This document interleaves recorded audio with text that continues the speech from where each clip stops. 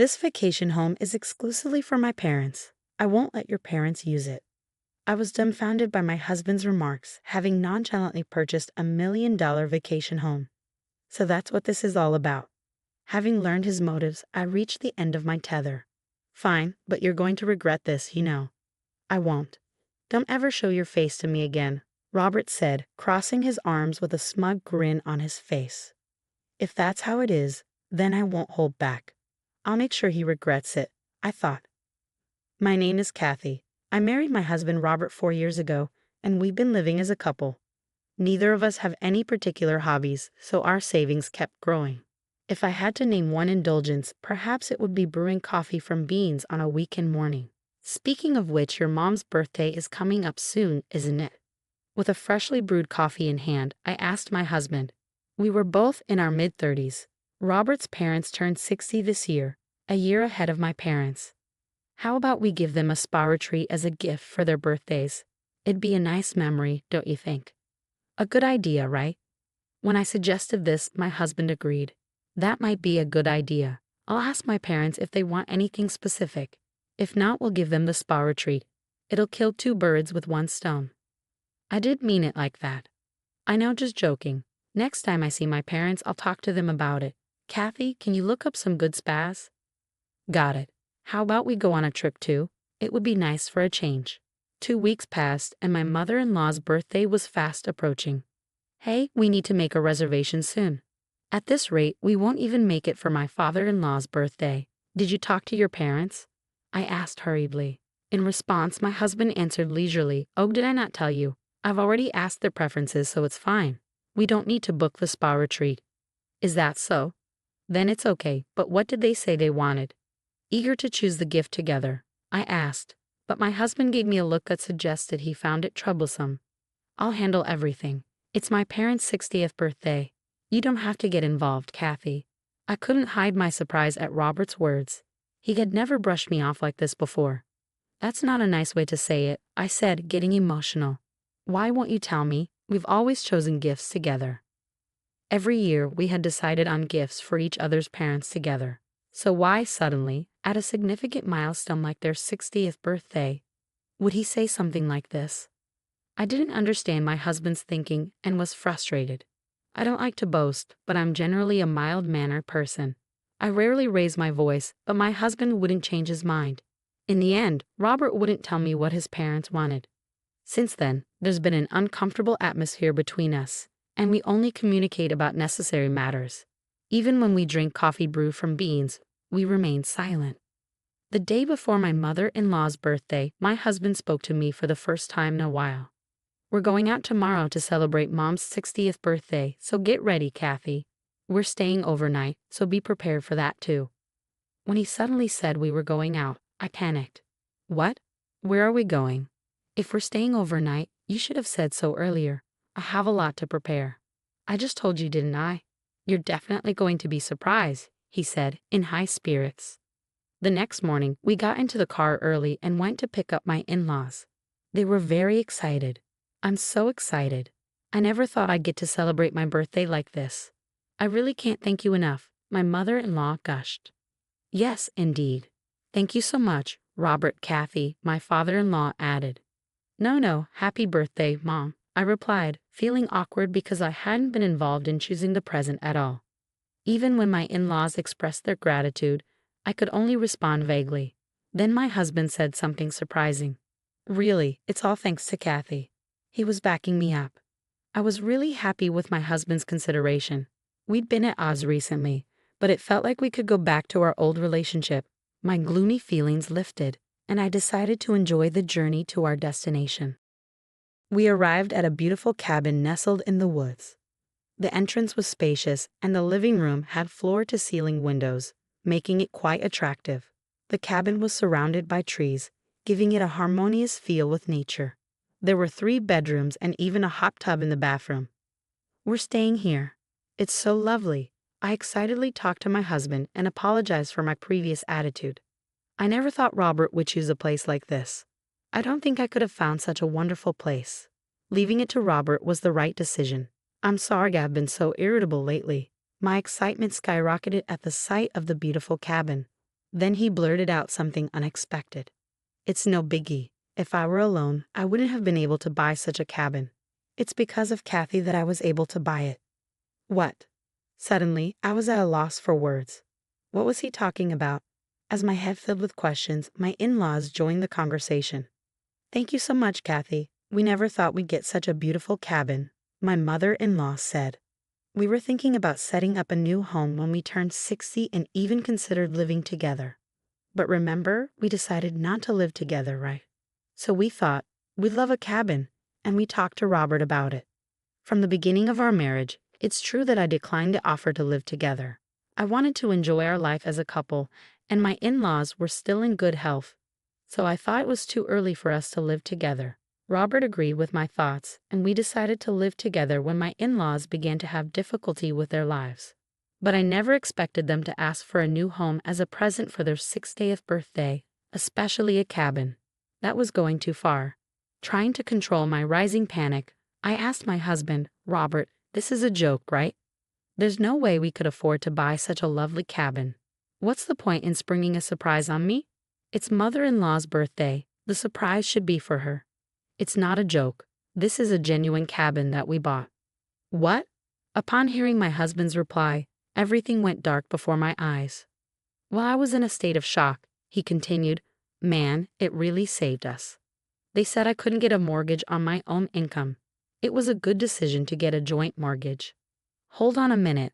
I didn't hear anything about this," I exclaimed. "I just told you," he replied nonchalantly.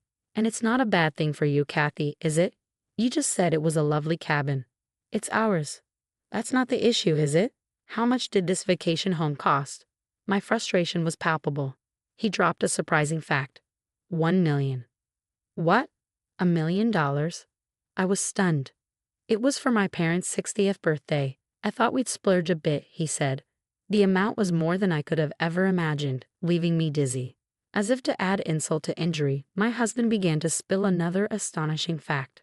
We couldn't get a loan for $1 million property in both our names, so I used all the money we've been saving since our marriage, the joint account, as a down payment, he confessed.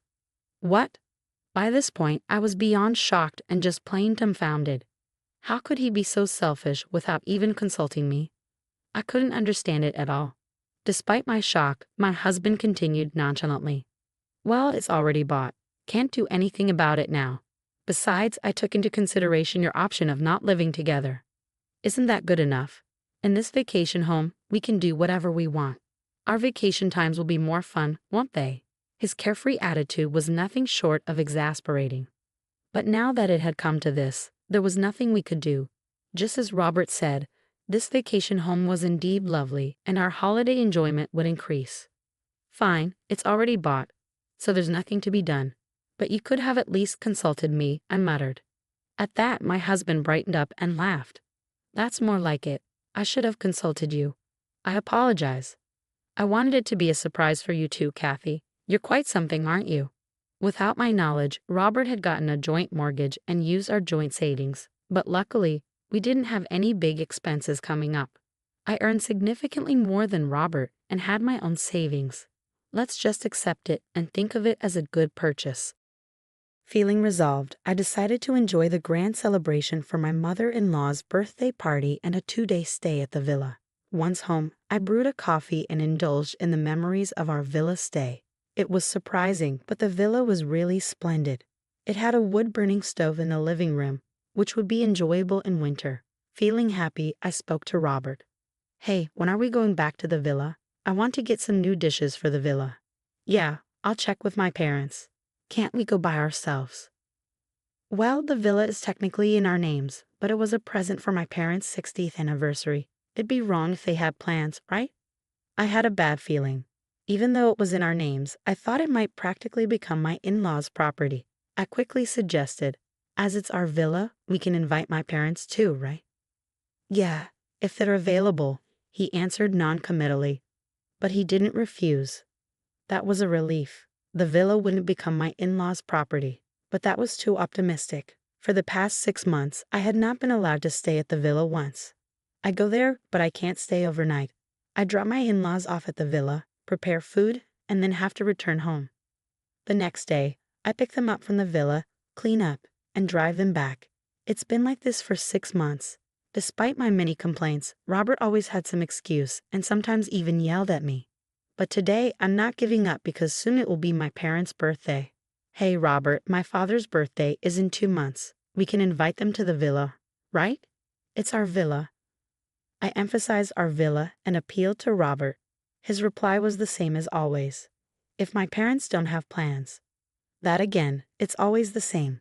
We haven't stayed at the villa once in the 6 months since we bought it. It's always your parents who get priority. It's our villa, we should be the priority. Plus, I'm also paying the mortgage and the down payment. My parents should be able to stay too. Today, I'm not backing down. I put my foot down more than usual. Robert frowned and replied, "Shut up. That vacation house is for my parents only. I won't let your parents use it." I suppose that was part of your plan all along, wasn't it? No wonder you bought the vacation house without telling me. The tolerance I had shown until now snapped in my heart, making a sound as if something had broken. I'll never forgive you. Don't think you can get away with such selfish behavior. I proposed the following to my husband. Fine, if that's how it is, I won't hold back any longer. Let's get a divorce. What the hell? You're such a petty woman. Well, whatever. I'm quite appreciated by my parents for buying that vacation home, and I'm sure my mom would do the housework. I won't get in trouble at all without you. Of course, if we're getting a divorce, I won't let you use that vacation house. Still okay with you?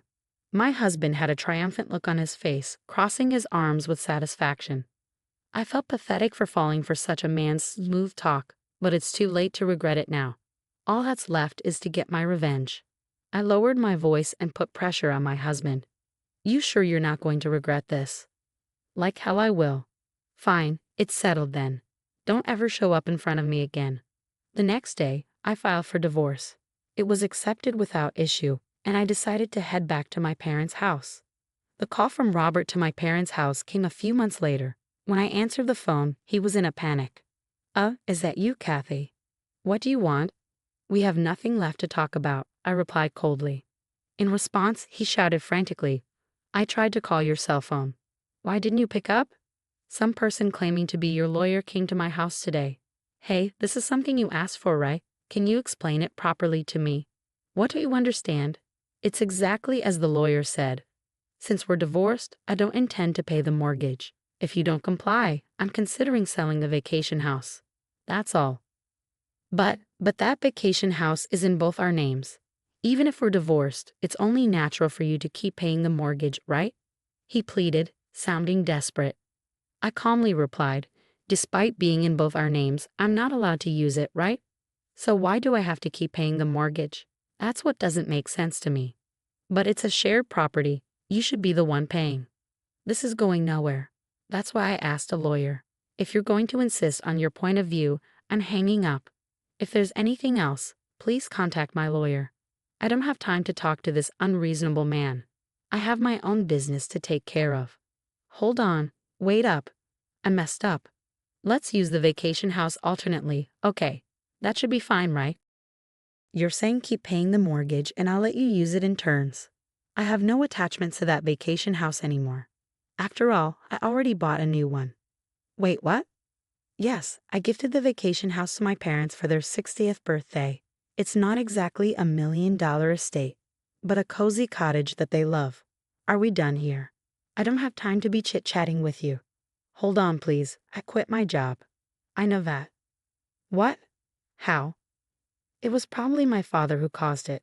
My father is an executive in a top-tier company. He has many acquaintances, presidents, and executives of other companies. Robert's company president was one of them.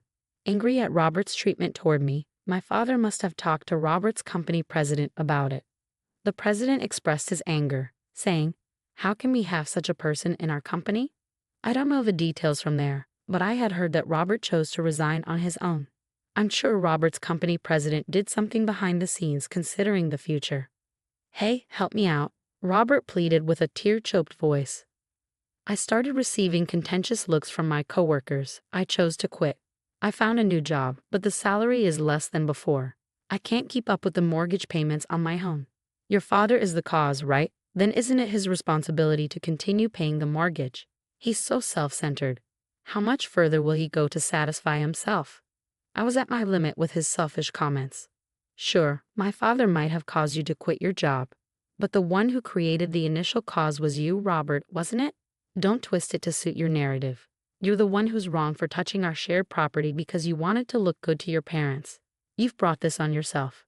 I didn't think it would turn out like this. You reap what you sow. I hope you suffer in the depths of mortgage hell, you selfish jerk. Wait, please. I heard his desperate cry, but I hung up the phone without waiting. In the months following, I negotiated through a lawyer and finally got out of the mortgage for that vacation house. In the end, Robert couldn't continue paying the mortgage on his own, and the vacation house seemed to be sold.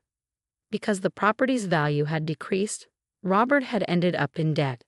Even his in-laws were flabbergasted, and he is reportedly living a ragged life in a cheap apartment now. His parents, too, are now the talk of the neighborhood for losing the vacation house they were always boasting about. On the other hand, I'm leading busy, fulfilling days as the vice president of my father's company. Now, the happiest times are when the three of us visit the vacation house on our days off and relax with a cup of coffee.